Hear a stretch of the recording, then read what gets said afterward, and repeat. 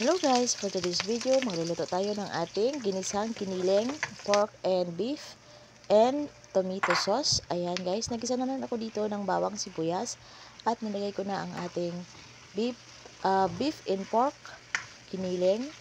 At ito ay napakadali lang lutuin at napaka-yummy.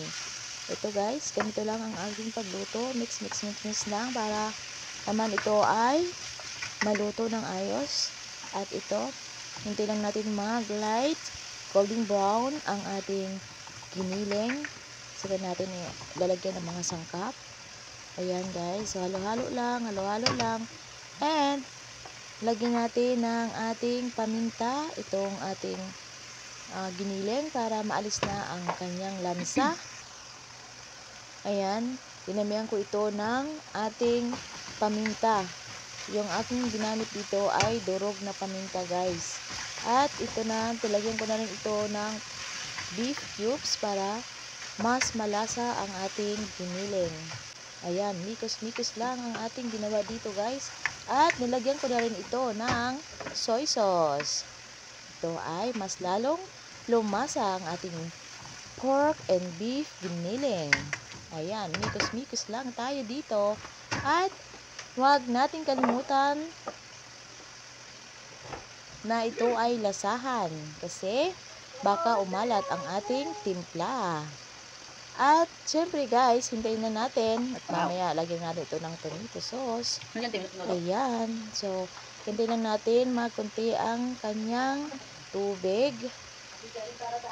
Ayan guys, so i-stir lang natin ng ilang minuto, 5 to 10 minutes, okay na yan.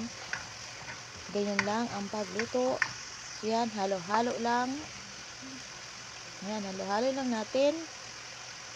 At lagyan na natin ang tomato sauce. Tomato sauce or yung tomato paste ay pwede guys ilagay dito sa ating giniling. Pero kasi meron tayo ditong tomato sauce na bukas, ito ang aking nilagay. Yung bukas na tomato sauce. Ayan. So, hintayin lang natin na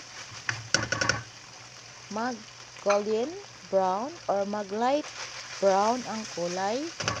Ayan, meron pa natitira. Lagyan na natin para maubos na ang ating tomato sauce.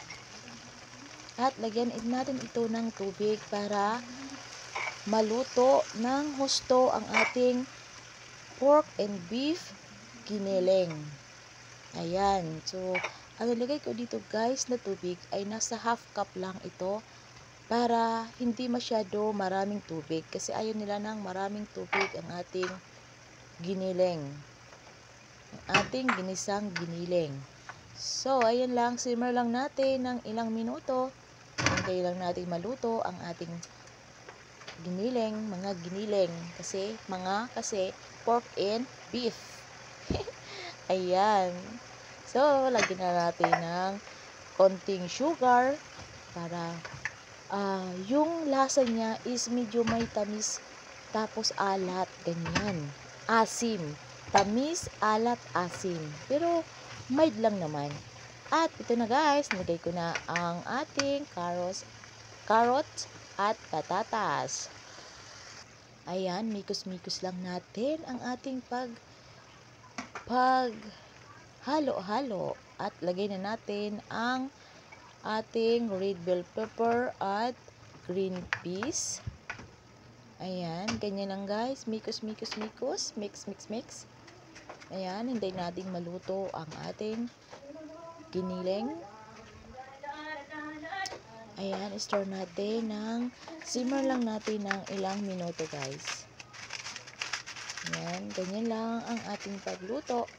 At timplahan nyo guys kung ito ay okay na ang lasa at okay na sa panlasa nyo. Ayan na.